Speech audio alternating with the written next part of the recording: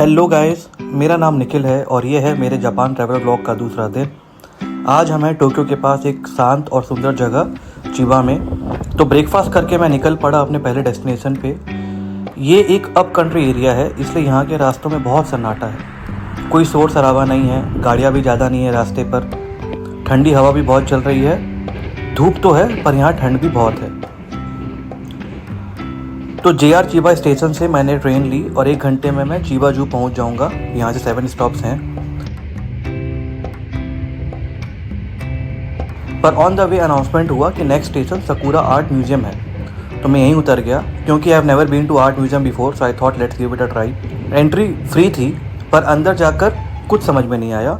मुझे लगा था आर्ट म्यूजियम है तो यहाँ पेंटिंग्स या पिक्चर होंगे या फिर मजनू भाई टाइप कोई आर्ट होगा, पर सिर्फ जापानीज वर्ड्स थे यहाँ पर।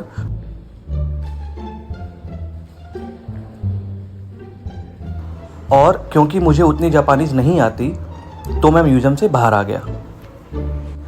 फिर वहाँ से दूसरी ट्रेन लेकर मैं जू आ गया। अभी मैं जू के बाहर ही था कि मैंने ये नोटिस किया, इसे कहते हैं मोनोरेल। ये हमारे मुंबई में भी है। ये एक सिंगल रेल पे उल्टा लटक के चलती है। दुनिया की लॉन्गेस्ट मोनोरेल है ये, with the distance covering 16 kilometres. मैंने जब पहली बार ये देखा तो मुझे लगा ये बस हवा में फ्लोट कर रही है, पर बाद में समझ में आया कि नहीं, ऐसा नहीं है। This is my first memory of Japan which I still relive from time to time. सब लोग कहते हैं कि when you land at Narita airport for the first time you will never forget that experience. और बात भी सही है, बहुत एडवांस्ड एयरपोर्ट है वो। पर वहाँ इतनी भीड़ थी कि मैंने कुछ भी रिकॉर्ड नहीं किया। बस इमिग्रेशन वगैरह करवा के मैं सीधा अपने ट्रेन में बैठ गया था। फाइनली मैं चिबा जू के अंदर हूँ और इसकी एंट्री फीस है 500 येन। ये लोग क्रेडिट कार्ड एक्सेप्ट नहीं करते हैं, सिर्फ कैश पेमेंट ही करनी होती है। 1985 में इस जू की ओपनिंग हुई थी और बोला जाता है कि यहाँ पर ट्रॉपिकल रेन फॉरेस्ट में रहने वाले ट्रॉपिकल बर्ड्स, मैरमट्स, स्लॉथ्स और उनके स्पीसीज हैं। तो देखते हैं अंदर जाके क्या होता है। इसके पहले मैं बताता हूँ आज सुबह क्या हुआ। मेरा इनिशियल प्लान चिबा में 2 दिन रहने का था और ये सब एक्टिविटीज़ कवर करने की थी।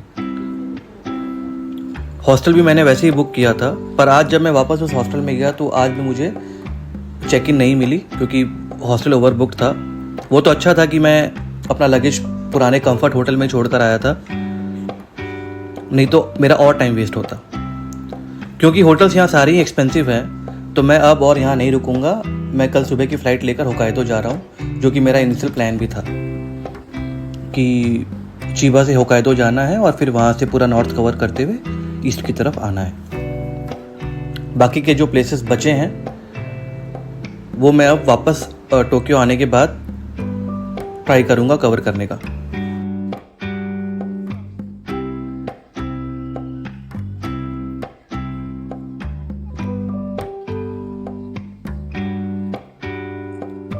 इस चिंपैंजी ने बहुत भाव दिखाया, मतलब लोगों ने बहुत कोशिश की कि ये कुछ करे, पर ये अपना मस्त बैठा हुआ है।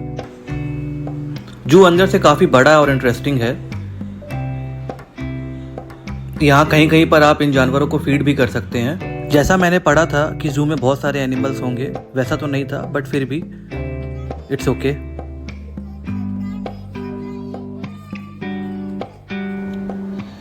ये है किड्स एरिया, जो कि मुझे बहुत ही फन लगा। हालांकि I was not eligible to do any of this activities.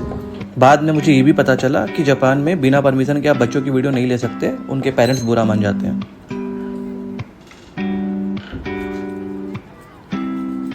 इस पार्क में सिर्फ एक मैं ही टूरिस्ट था, बाकी सब लोकल्स ही थे। यहीं पर मैंने लंच भी किया, पास्ता और फ्रेंच फ्राइज, जिसके मैंने 1500 येन पे किए।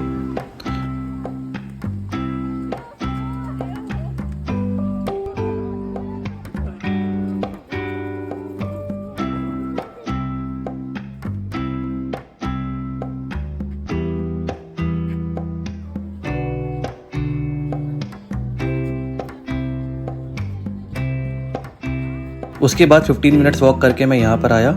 आधे घंटे तक मैं यहाँ पर था और सिर्फ एक बार बस जू पेट्रोलिंग वाली लड़की आई थी और कोई नहीं आया। बहुत ही शांति थी यहाँ पर। यहाँ से निकलकर मैं मुबारा पार्क की तरफ रवाना हो गया। JR मुबारा स्टेशन से 30 मिनट्स वॉकिंग डिस्टेंस पर है ये पार्क। JR का मतलब होता है जापान रेलवेज, और बसेस वगैरह नहीं है, आपको वॉक ही करना पड़ेगा पार्क जाने के लिए। मोवारा पार्क जाने का रीज़न यही था कि यहाँ पर 300 से भी ज़्यादा चेरी ब्लॉसम ट्रीज़ है, बट अनफॉर्चुनेटली पार्क ऑलरेडी बंद हो चुका था, तो मुझे एंट्री नहीं मिली।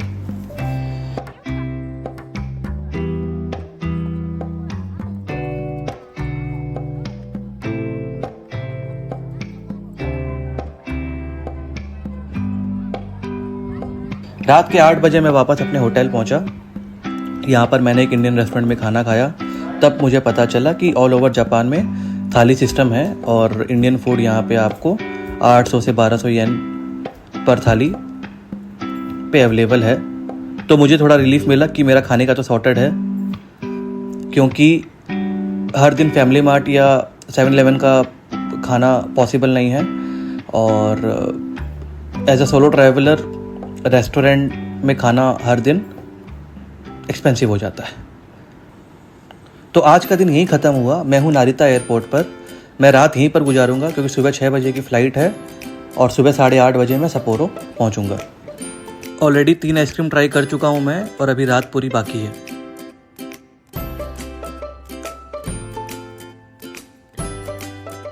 अगर आपको ये व्लॉग पसंद आया है तो प्लीज़ लाइक करिए और कमेंट करके बताइए आपको क्या अच्छा लगा इस व्लॉग में। प्लीज़ सब्सक्राइब करिए मेरे चैनल को, क्योंकि मेरा नेक्स्ट एपिसोड होगा होकाइडो पर, जो कि आप बिल्कुल भी मिस करना नहीं चाहेंगे। तो मिलते हैं नेक्स्ट एपिसोड में, तब तक के लिए सायोनारा।